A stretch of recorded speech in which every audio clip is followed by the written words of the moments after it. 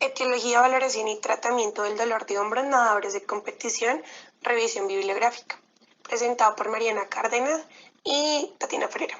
En la introducción, el dolor de hombro es un problema más frecuente entre los nadadores de competición, con una prevalencia situada en torno al 25% y con el 70% y 80% de nadadores mayores de edad, habiéndolo padecido en algún momento de su carrera. Esta situación es aceptada por los nadadores como algo intrínseco a su deporte y por ello es común que no modifiquen sus rutinas de entrenamiento hasta que el dolor es incapacitante. Los nadadores que han padecido este episodio de dolor de hombro tienen entre 4 y 5 veces más posibilidades de volver a padecerlo que aquellos que no lo han padecido, y son más vulnerables a aquellos nadadores con más de 3 años de experiencia. En la etiología, el término hombro de nadador se ha empezado tradicionalmente como un sinónimo de un síndrome subacromial, que estaría producido por una consecuencia de movimientos repetitivos del brazo por encima de la cabeza. En realidad, este término engloba un conjunto de afecciones articulares y periarticulares que llegan a provocar un dolor de hombro de los nadadores y cuyo mecanismo de producción aún no está claro. Por eso es necesario de un buen conocimiento de la evidencia disponible acerca de estas afecciones para poder manejar las estrategias de la prevención y tratamiento.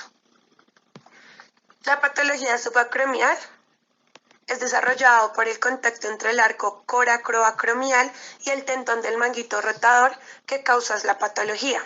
Por este motivo, actualmente se propone que el término de dolor subacromial sustituya al síndrome subacromial para referirse a la situación clínica, que implica el dolor alrededor del acromion, generalmente más al elevar el brazo o tras levantarlo.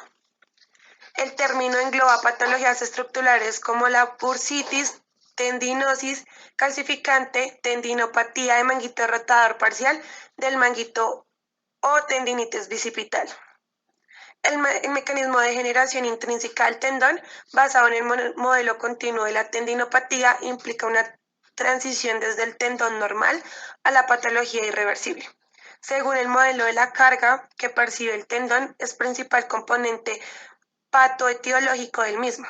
En este sentido, se encuentra una relación significativa entre el espesor del tendón y la carga del entrenamiento a la que están sometidos el grupo de nadadores. Inestabilidad grenumeral. Los movimientos repetitivos y forzados por encima de la cabeza provocarán una cierta laxitud e inestabilidad articular que desembocará en una migración superior de la cabeza humeral, llegando a producir lesiones de manguito y del labrum en los nadadores. Sin embargo, los últimos estudios que han empleado de mediciones instrumentales objetivas no han obtenido resultados que respalden esta hipótesis. Un rango de movimiento excesivo en la rotación externa podría implicar una inestabilidad anterior glenumeral, tanto una amplitud en la rotación externa activa superior a los 100 grados, como una amplitud menor de 93 grados, han demostrado ser factores de riesgo para el desarrollo de episodios de dolor de hombro en los deportistas. Discinesis escapular hace referencia a la alteración de la posición o movimientos de la escápula. La movilidad y estabilidad escapular dependen principalmente de la correcta actividad muscular y precisa de la integridad de las articulaciones esternoclavicular y acromioclavicular. La escápula posee 3 grados de movimiento, rotación superior e inferior y a través de un eje perpendicular al cuerpo de la escápula. Rotación interna y externa a través de un eje vertical del borde medial de la escápula e inclinación anterior y posterior a través de un eje horizontal. El déficit de flexibilidad del tejido blando. La falta de flexibilidad del tejido blando modifica el movimiento escapular. Es conocida la relación entre el acortamiento del pectoral menor y el déficit de la rotación interna glenumeral con las variaciones del movimiento escapular durante la elevación del brazo. Déficits musculares, neuromusculares y posturales. La presencia de desequilibrios musculares ha sido propuesta como una causa desencadenante de lesiones de hombro en nadadores, dado el carácter repetitivo de su gesto deportivo, con movimientos constantes contra la resistencia en aducción y rotación interna de la articulación glenumeral. Valoración y tratamiento. El programa de tratamiento del nadador con episodios de dolor de hombro debe estar basado en un examen exhaustivo que tenga en cuenta todos los factores que pueden estar participando en su desarrollo. Identificación de lesiones graves. Al no existir test ni combinaciones de test para el diagnóstico fiable del síndrome del dolor subacromial, las guías de práctica clínica recomiendan descartar en primer lugar patologías que son más susceptibles de requerir intervención quirúrgica, como las rupturas del labrum o grandes rupturas del manguito rotador. Aunque no existe fiabilidad diagnóstica para mostrar ningún beneficio en las mejoras del dolor y funcionalidad en las condiciones dolorosas del hombro. Síndrome del dolor subacromial. El ejercicio terapéutico es el tratamiento eficaz para la disminución de dolor y mejora de funcionalidad en condiciones dolorosas de hombro. Concretamente, existe evidencia fuerte de que el trabajo activo disminuye el dolor y mejora la función a corto plazo en pacientes con síndrome doloroso subacromial, y evidencia moderada de que el ejercicio resulta en mejoras en la función a largo plazo. Los programas que incorporen ejercicios con carga para la tendinopatía de manguito rotador son efectivas. La incorporación de ejercicios específicos escapulares y de manguito rotador es más efectiva que los programas generales de ejercicio en los tratamientos de pacientes con síndrome subacromial. Existe gran heterogeneidad en los programas aplicados y no se sabe qué componentes de los protocolos estudiados están relacionados con mejores resultados.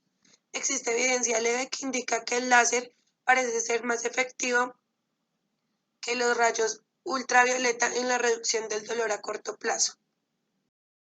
Ortopédicos recomendados para descartar lesiones graves glenohumerales. El primer test es el de test de compresión pasiva, donde el paciente está de cúbito contralateral al examinador. Este emplea una flexión de codo de 90 grados, una abducción de 30 grados y rotación externa. El examinador aplica una fuerza compresiva a través del axis del húmero mientras se posiciona el hombro en extensión. La prueba es positiva si hay dolor o clic. La siguiente prueba es internal rotation like zinc, que entonces el paciente lleva la mano detrás de la espalda, una flexión de 90 grados. El examinador separa el brazo generando una rotación interna completa, y lo agarras por la muñeca, y pues presenta una caída de la mano que podría ocurrir por rupturas o una ruptura parcial. La siguiente prueba es una rotación externa resistida desde neutral. Entonces, el paciente puede estar en bipedestación con el codo pegado al cuerpo y en 90 grados de flexión de hombro y rotación neutra. Se le solicita al paciente la contracción máxima en rotación externa contra la resistencia isométrica del evaluador, que es aplicada en la muñeca. Y pues también puede presentar dolor o debilidad. En la mayoría de pruebas se va a presentar eso, dolor o debilidad. La siguiente prueba es la rotación interna resistida desde neutral. Entonces se hace tanto en rotación interna como en externa. La diferencia pues va a ser el movimiento de la rotación y presenta lo mismo, dolor o debilidad. La siguiente prueba se llama Implicit Can Test. Primero se examina el deltoides con el brazo del paciente a 90 de abducción y rotación neutral para evaluar el supraespinoso. El brazo es colocado en rotación interna, o sea, con el pulgar hacia el suelo, y 90 grados de abducción en el plano de la escápula, donde se le solicita al paciente mantener isométricamente la posición frente a la presión que se aplica hacia el suelo por el fisioterapeuta. También presenta dolor o debilidad. El siguiente test se llama test de aprehensión modificado. Entonces el paciente está en bipedestación, ambos brazos en 90 grados de abducción y 90 grados de rotación externa. Lo que se identifica es la inestabilidad anterior.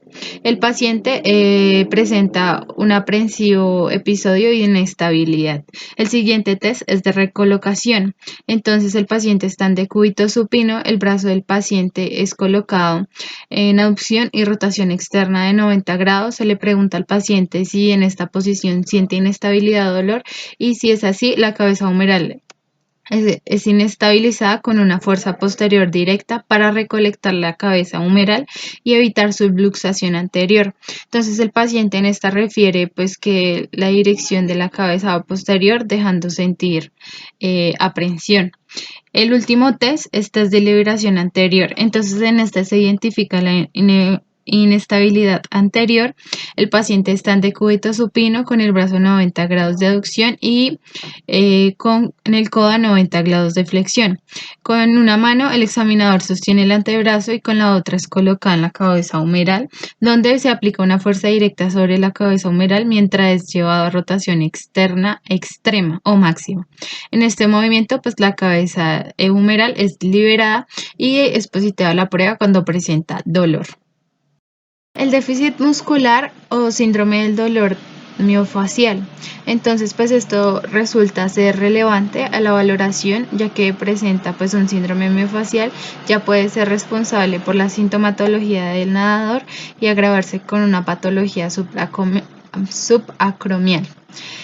Pues además la localización pues del dolor de hombro en los deportistas puede ser muy variable, ya que pues puede mostrar distintas sintomatologías, ya que experimenta dolor referido pues en el cuello, en la espalda o en los brazos en relación al episodio del dolor de hombro.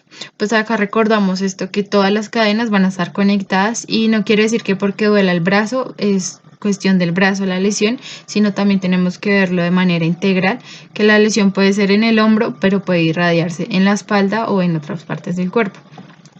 Como ya se ha indicado previamente para el síndrome de pinzamiento, pues esto genera un dolor referido, una restricción de la movilidad, afecta la postura y también hay desequilibrios de la fuerza.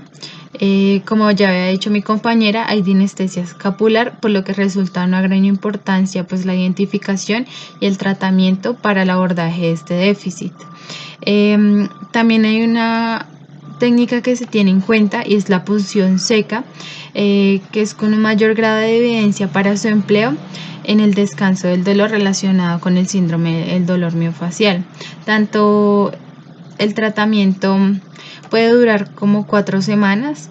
También existe evidencia moderada sobre la eficacia de técnicas como masoterapia para el tratamiento del síndrome de dolor miofacial y para la reducción del dolor y mejorar pues la función en pacientes con dolor de hombro. También se habla de un desequilibrio y debilidad muscular. Ellos realizaron un programa de 3 ejercicios realizados 3 veces por semana, donde se mejora la fuerza de los rotadores internos y externos.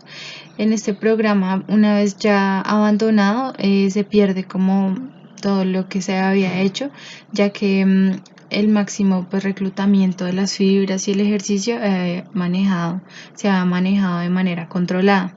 También se habla del control postural y del control muscular. Entonces en la postura pues no se tiene evidencia pues para una calificación con intervenciones dirigidas, ya que el estiramiento de las cadenas musculares y articulares pues podría ayudar, pero no hay como una profundidad en ese tema.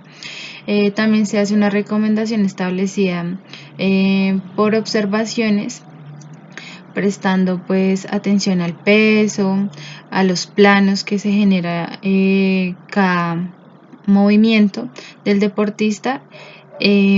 También se habla de una inestabilidad multidireccional donde tampoco existen criterios estandarizados, pero clínicamente se emplea una combinación de algún tipo de test para anterior y posterior, laxitud inferior y signos generales de hiperlaxitud.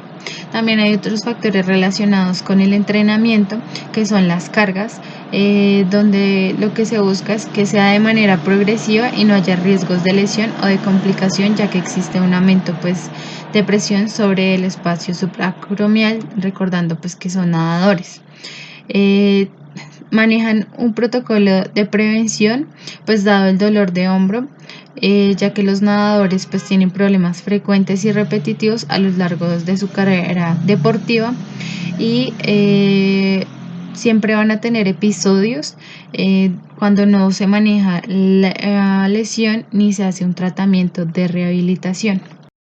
Ya por último, ellos manejan un resumen sobre la evidencia de las técnicas de tratamiento, donde el ejercicio terapéutico genera pues disminución del dolor, un programa de ejercicio centrado en el fortalecimiento de los rotadores, también implementan estiramientos del pectoral y estiramientos con diferentes técnicas y un programa de ejercicios realizados 3 veces por semana, generando significancia en los rotadores internos y externos, tanto para los equilibrios de esta articulación de hombro.